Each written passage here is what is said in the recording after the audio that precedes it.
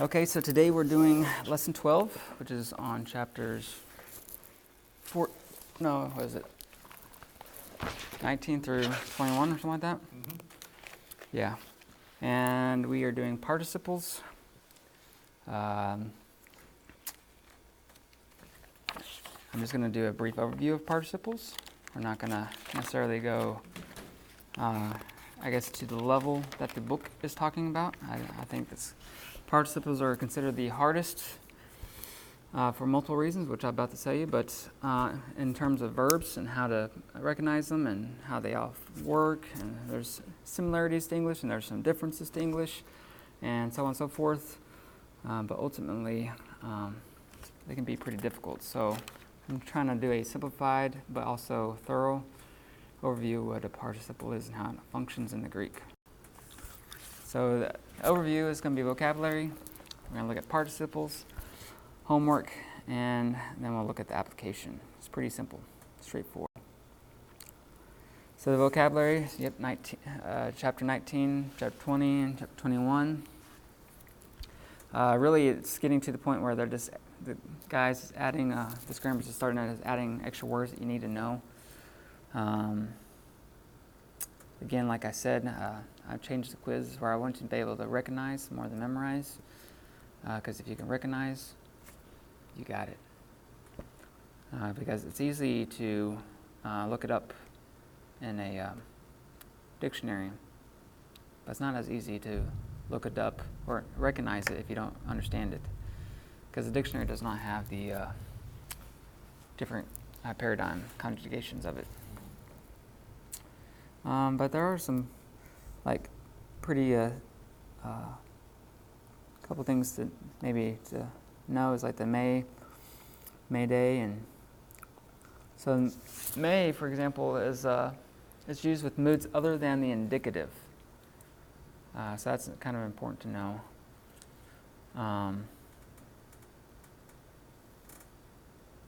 Whereas I believe, is in the indicative.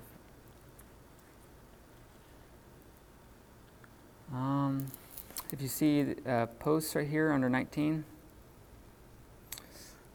that post there, I marked it over, so that post, yep. That if you see, that's going to be introducing a question in most cases. So if the question mark is not there, you're probably going to put the question there anyway. And for English translation.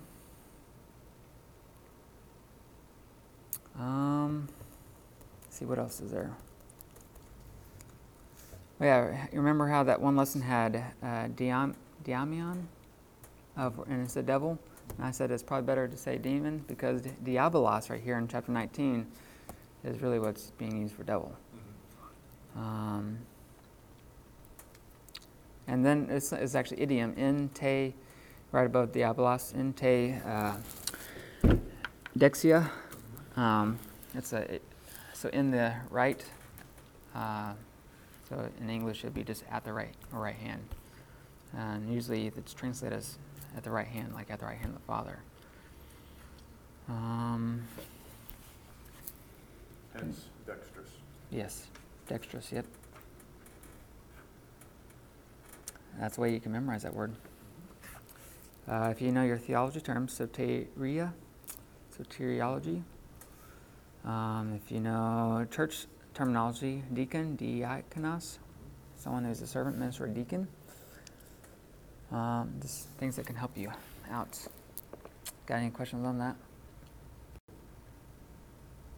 So let's look at the participle. Participles.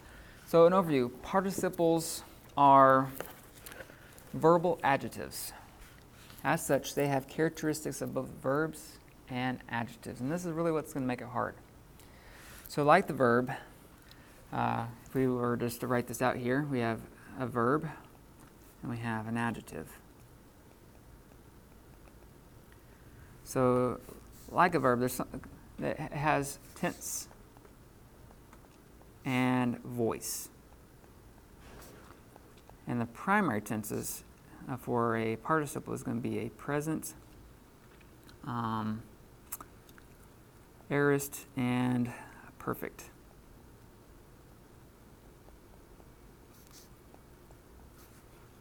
There's also future, but it's rarely used. And generally, if you just put the sigma, that's how you're going to recognize it. But beware when we look at the forms, the feminine form has the sigma also, and it's just something just to be aware of. So voice, it's going to be the same. You have the active, middle, and passive. So, but on the adjective side, we are going to have the genders, right? So we have the masculine, feminine, and neuter. And not only that, we have the case system. So we have the nominative, the genitive, the dative, the accusative. I hit the stop button. The accusative. And so when you combine these two together, so a participle has both tense, even though tense is not really, shouldn't be seen in a sense of time, but it should be in a sense of verbal aspect. So, present would be like ongoing, aorist would be like a summary, and perfect would be just like a completed action that has results that are continuing on. And the voice has nothing to do with time; it just has to do with the subject and relation to that. But the adjective is really what makes it kind of, when you combine the verb and the adjective, it just makes it kind of hard to grasp, if that makes sense. Because you have gender, case, and then you have tense and voice to all keep in track of.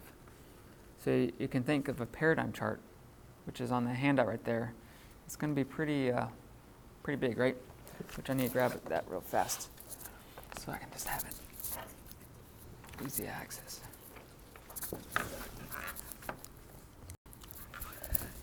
So before we actually look at the forms, I want to just look at the uses of the participle. There's three primary uses, and that's the attributive and substantive and adverbial, which we'll look at those. But there's also a fourth one, which we'll look at right after these, and it corresponds to like the English participle, which is the ing at the end of the word. So running, knowing, and so on and so forth.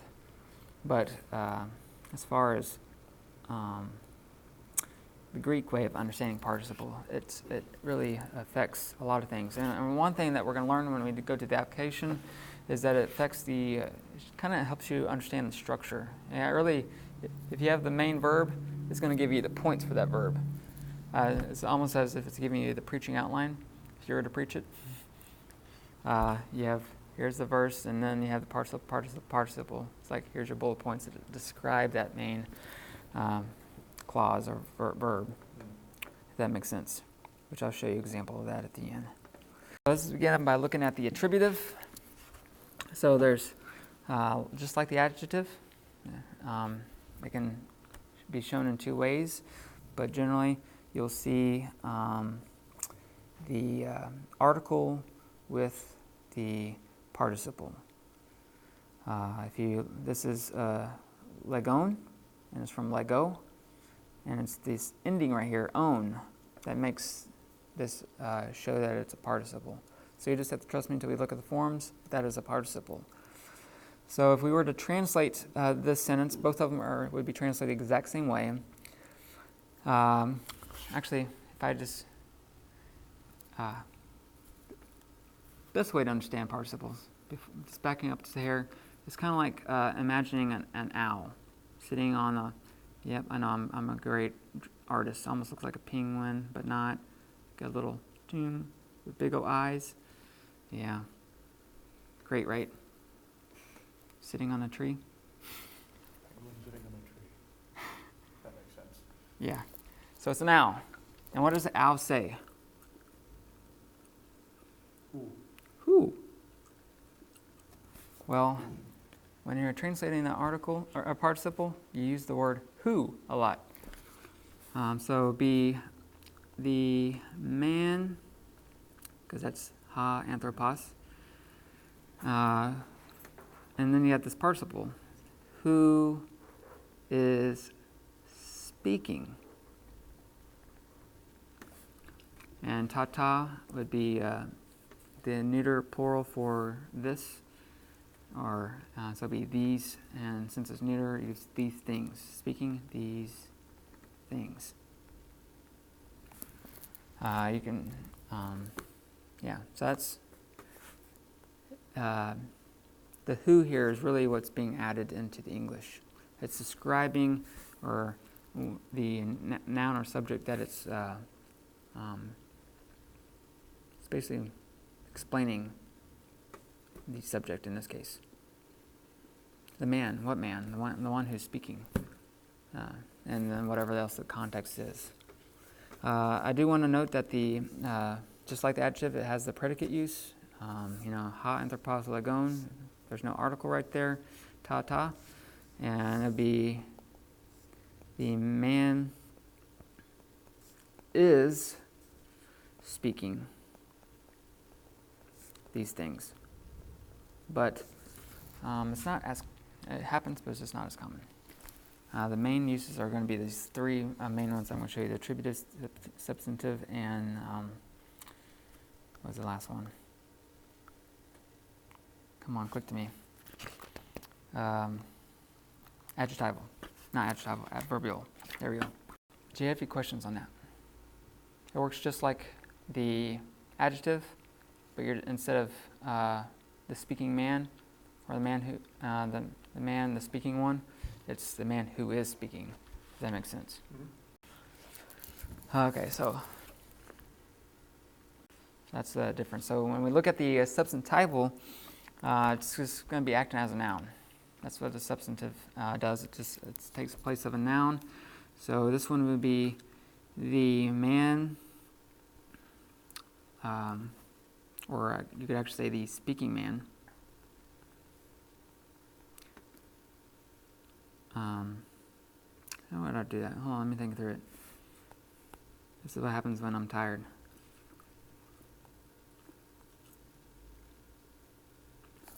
It would be the speaking man.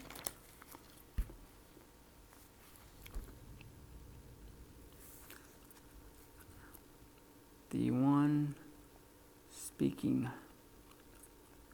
these things. Or the man speaking these things. And if you look at page 141, that's really where this is going to be at.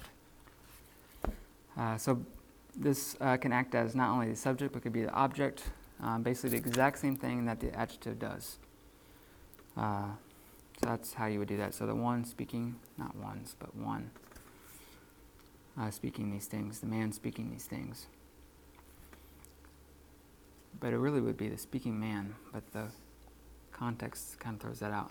Does that make sense? I feel like the heater's on.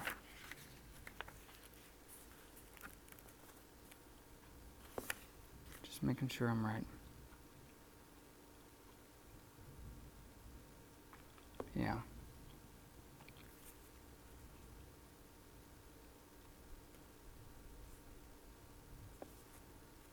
Yeah. You can also supply the who is in there too. Any questions on that? So the one that's really going to be different is the adverbial. I'll just read this real fast. It's out of the book on page 140. But when used adverbially, a participle's verbal aspect is prominent. So if you were to underline anything on 140, it'd be participle's verbal aspect is prominent. A participle may be used adverbially to show in what circumstances the action of the main verb occurs. It may indicate means, manner, cause, purpose, etc. In its most common usage, the Greek participle indicates when the action of the verb occurs. And this is called a temporal use of the participle. And I'll explain this when we get to the examples, but basically you're going to want to use words like while, when, having, after, because, and etc. And it's really depending on context. But there is some tense involved, and I'll look at that right here. So in the present tense, you're going to want to think of it as like something that's happening in a continuous or manner, something that's progressively happening, something. So you would use like while speaking these things. So legon tata, while speaking these things, comma, the man sees the, that'd be servant. So you would basically be adding the word while into that. And honestly, for where we are now, it's probably, just to make it easy, is remembering while for present and after for aorist. Because what aorist normally does is that it sees an action as completed, and it's just stating what's happening after it, if that makes sense. So apon is the aorist form of lego, and that would be after speaking these things. Oops.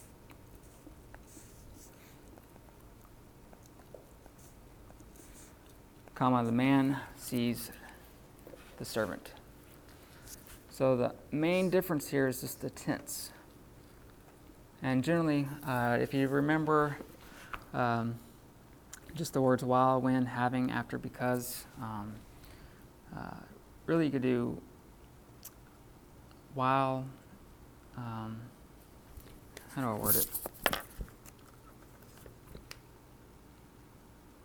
So like Matthew 2:10, it says, seeing the stars, they rejoiced. If you were to translate it, just literally just the ing at the end. However, it's probably better to take it to as like when they saw the star or because they saw the star as equivalent, and it's showing that there's a reaction from seeing it. That could also be in the present tense. So it really depends on context, ultimately. But if you just know while and after, while in the present, after in the aorist, and if it does happen, it would be having in the perfect. Mainly if you see, it really depends on context, but if you see a participle kind of like by itself, outside, and you see a verb right here, and you know that this verb is modifying a noun in some way or some form, this is most likely going to be the adverbial sense. I'm trying to think of the best way to explain it, but I think does that make sense? Mm-hmm. Any questions on that? It's mainly. So the fourth one would be just how the English participle works. So this word right here, hupatasamoi, hupatasamoi,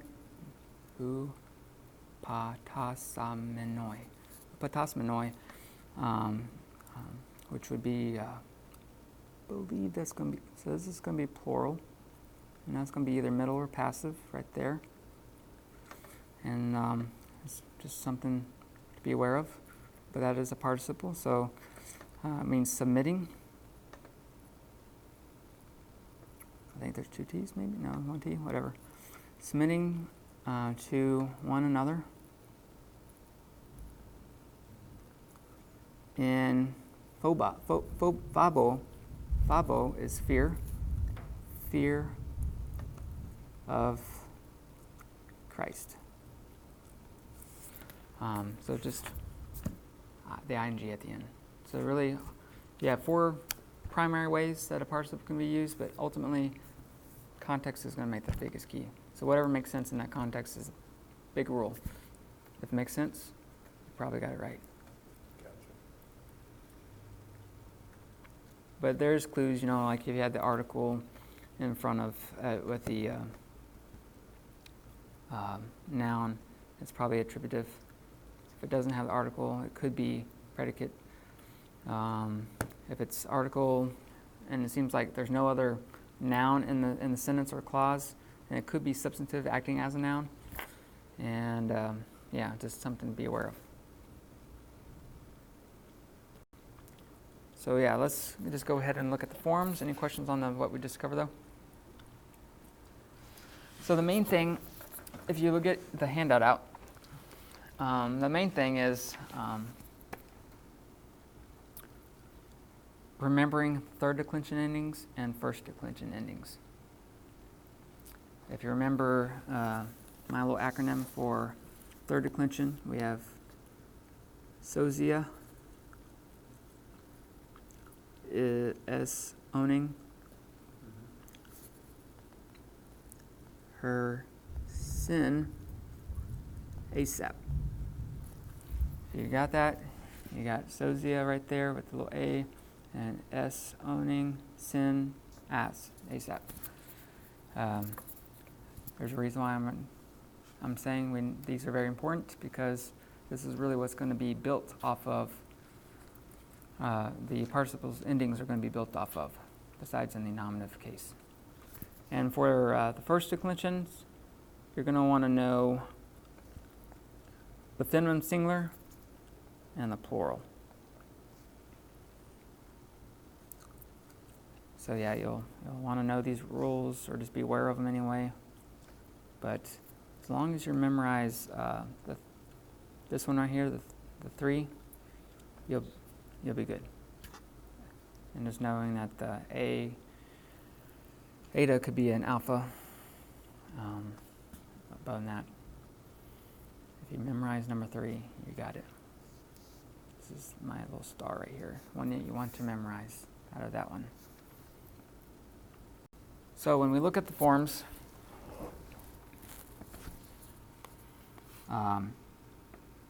you'll see, let's just look at this one right here. Present or second aorist active, they're going to have the exact same look. See, if a word has a second aorist in the aorist tense, it's going to have a second aorist in the participle, most likely. That's just, if you know the word, like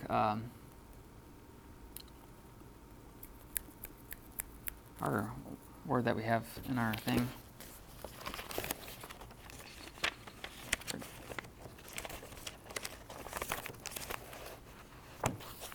Here we go. Second aorist would be lipo, and it would be lipon on our other handout that we sent out 3 weeks ago now. One with the big old paradigm chart that's kind of orangish looking. But basically, if it has a second aorist form, it's most likely going to have a second aorist form for the participle. So if we look at the masculine and the neuter, now those are going to be third declension endings. You have as, e, a. As, e, and the neuter follows third declension anyway, so that would be on anyway. The only thing different is the own instead of a sigma for the masculine singular. So if you're looking at the thing, just be aware masculine and neuter is going to follow after the third declension. So you have s, own, sin, as. Own, sin, ah. Yeah. But the feminine one, let's use a different color. Feminine one is going to actually be under the first one. So the reason why there's alpha here is because of this sigma right there. Erase that. If you remember the adjective rules, if it has a sigma, it's going to follow the alpha stem. And primarily the feminine participle, well, at least for most words, it's going to have that sigma there.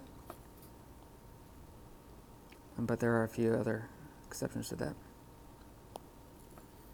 Just don't get that confused with the future morpheme. future morpheme would actually be right there, loose, susa. So this relates to place. And also you don't want to get that mixed up with the aorist morpheme either, sigma alpha. That can be a little confusing too, because it's not aorist, it's part of the participle. So usa is really what you would want to memorize for the feminine. And I would recommend just getting a pencil out and marking this. Only thing you really need to memorize or recognize is the nominative, genitive, singular, all the way. And sorry for the word was too big, so the last letter went to the next line. So that's all part of one word, so you know, under the perfect. But if you know the nominative and genitive, and just because the genitive is going to give you the stem, luant, you'll see the aunt, pretty much all the way through. Same here, aunt. Pretty easy, right? Same with aorist, you're going to have the aunt. Now the dative case in a plural is going to be without that, but generally you're going to have the aunt in there in some way, some form, for at least the aorist and the present masculine and neuter forms. But again, the main thing I really want you to know is just those two forms right there in the singular. So that'll just help you out, at least recognizing that this is possibly a participle. And just like the other cases, the passive, so aorist passive is going to be different. It's going to have the theta, but instead of the theta eta, it's going to be theta epsilon, or epsilon iota, depending on the word. But if you see the theta there, it's going to be the passive. But if we focus in on the present middle, you'll notice that the endings are different. You have as, u, and if you remember what those are, they are the second declension endings. As, u, on, all the way down to the plural. So if you know, but you'll see that there's going to be a min there. Now we know the min from what? Remember? O, ace, a, min, te, usi. Min would be the first plural. Well, here min is, if it's not at the end of the word, it's going to be like a key feature. Ding, ding, ding. Participle. It's going to be probably middle or passive. So if we were just to, translate these, you have luon. By in and of itself, you don't know because you don't have context. Context is really key. So the only way you can truly do this is either say loosing or do it substantively and say the one who is loosing. So those are the only ways. And if you do it in any case, so instead, so genitive would be of loosing, or the one who, of the one who's loosing. In the dative, it would be to, or with, or by the one who's loosing. And then the accusative would just be the most likely object of the sentence, depending if it's substantive. But if it's not, then it's just an accusative case for a reason. Any questions on that? The main thing, there's a lot of, as you can see, there's a lot of different things that you can memorize.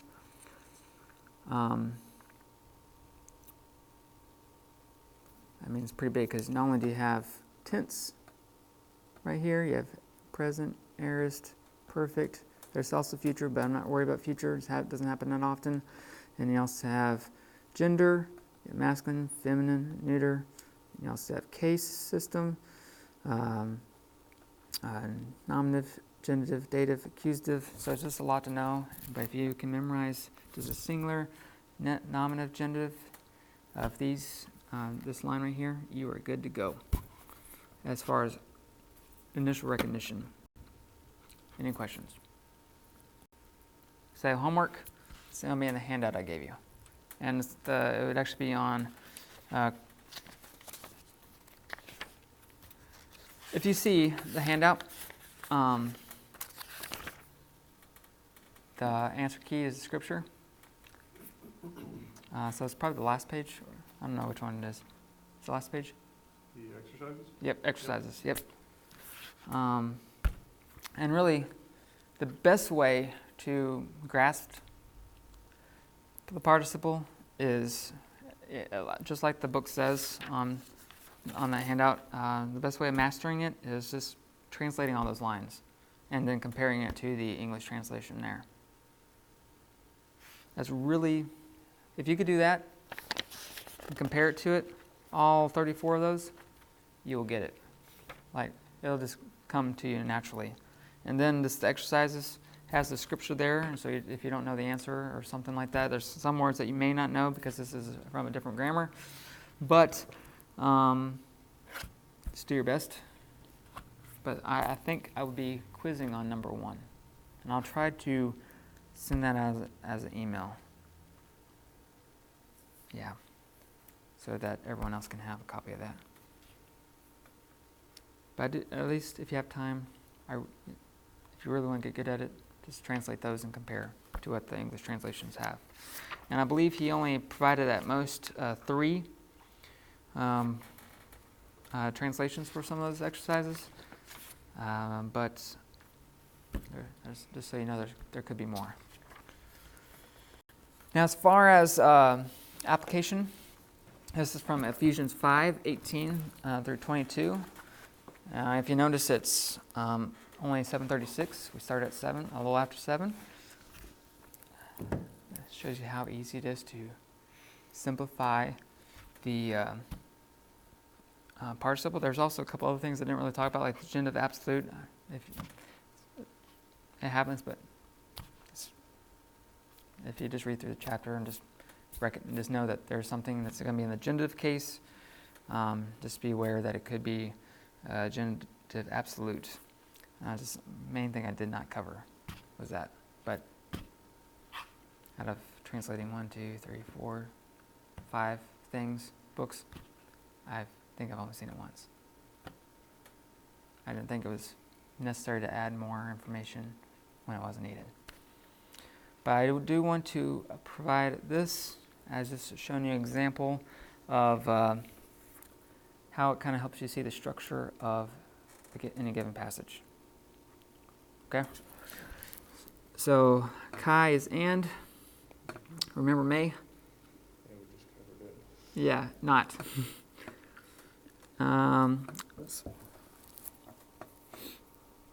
Let's just see if you can recognize anything on that one that starts with the mu, this third letter. Just one thing.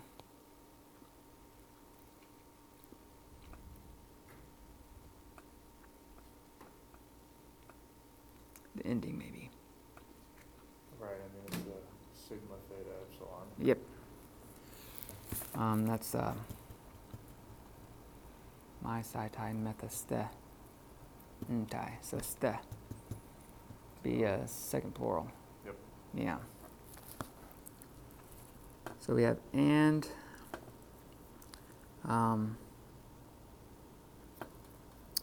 Really, is that a? I think about it. Make sure it's not an imperative. And do not be, that's passive, be drunk with, because this is going to be the dative case. Easiest way is that little iota right there. good indicator. It's going to be dative with wine. And do not be drunk with wine. And we have in, o, estin, sotia. In, this is going to be in whom, so it'll be like a relative pronoun right there. In whom is debauchery, dissipation, something like that. Debauchery. I can't know if I'm spelling it right, but it's close enough. Now you know what Allah is? It's not the Muslim God. I know we covered it, but Yeah, I don't it's remember the definition of it. strong but. Right. But, and we have this thing again. Be filled. I think that's imperative. Yeah, be filled. So, in the Spirit or with the Spirit. Yeah. But be filled in the pneumati, in the Spirit. So we have the, so really this is going to be our main verb right here, in contrast with that one, right? Methuske. Do not be drunk in wine, which that's bad stuff. And whoever does that is bad. But be filled with the Spirit. And now we're going to go along with a whole bunch of participles right here. You have a Bible on you? By chance? No, it's okay. Don't worry about it.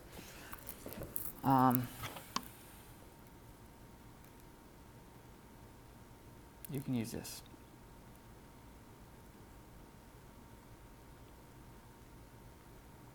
Yeah, I happen to be in Ephesians on my phone.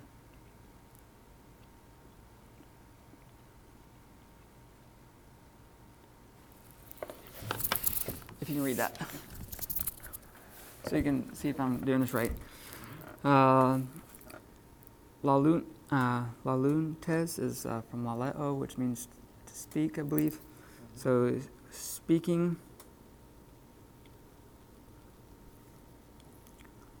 I guess speaking to each other. In Psalms. I feel like I can't spell it. Kai. Hymns. Kai. You don't have to. You could translate it all the Kais if you wanted to, but in English you don't have to. You just do it in comma instead. And because there's another Kai, but there's a comma right there. And Odias Nimana. So it's be like spiritual songs. This is another word for song. Spiritual song. I believe it's plural songs. So yeah. So psalms, hymns, and spiritual songs. Dantes, pretty much singing. That's another participle. Singing. And it's another word for singing. So a lot of people do making melody or something like that.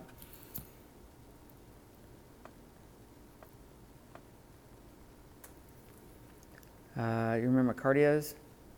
Heart. Yep. So it's in dative case. So it could be to the heart, in the heart, by the heart. And humon is the genitive of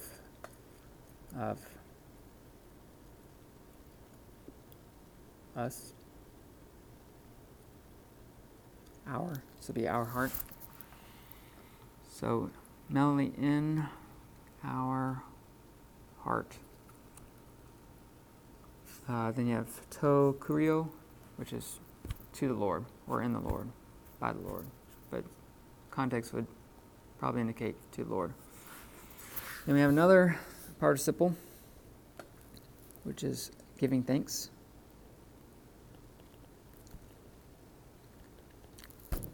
And we have another participle right here is submitting. I'm skipping a little bit. And the main reason why I want to kind of point this out is that this is what it kind of like, if you were to indent these right here, even this one right here, I guess you could do that depending. What does it really mean to be filled with the Spirit? Well, speaking to another one, to each other in psalms, hymns, and spiritual songs. It's singing and making melody in our heart to the Lord. So there's 2 points right there. It's giving thanks. Looks like in all things, giving thanks always upon every name, and every name, and all names of the Lord, in the name of the Lord, our Lord Jesus Christ. Okay, giving thanks upon everything, basically, in the name of our Lord Jesus Christ, to God and Father. To God, in particular, our Father, basically. So, and then we're submitting to one another, right here, in the fear of Christ. So this is really what Paul is trying to tell you what it means to be filled in the Spirit. And this is how you can understand how a participle works. Otherwise, when you're looking at some English translation, you see this, but being filled in the Spirit. Well, what does that even mean? Well, in the Greek, you don't necessarily always see it in English. If you were just reading it in English, it just looks like it's just a sentence that could be dissected and not really connected. But really it's connected, and this is basically saying, look, being filled with the Spirit means you're speaking to one another in psalms, hymns, and spiritual songs, singing to one another, and making melody, singing and making melody in our heart. To who? To the Lord. So it's not only a vertical, where you're not vertical, but horizontal, where you're talking to other people, or being with other people, but also how you sing to the Lord Himself, not just to other people. So there's communion in all directions. And you're giving thanks really for everything in the name of the Lord and to our Father, and then submitting to one another in the fear of Christ. But guess what? If you look at verse 22, what does it say in most English translations? Wives, submit to your own husbands as to the Lord. Yeah, so you see this word right here? That's in verse 21, submitting, right? Now, there's not a submitting at all in verse 22. So now he's about to, there's really not even a verb, I don't think. Because it's wives, submit to husbands as to the Lord. It doesn't even say submit, it's wives to the husband as to the Lord. So if you want to look at all the submitting passages that follow after this, it's really, I would argue, is building off of this. Because you know why? The word submit is not even in the initial clause when it's talking about submitting. Because it's building off, he's flowing off. So really then you have another indent you can, if you're structuring it in the passage. Something that you do not get to see in English at all.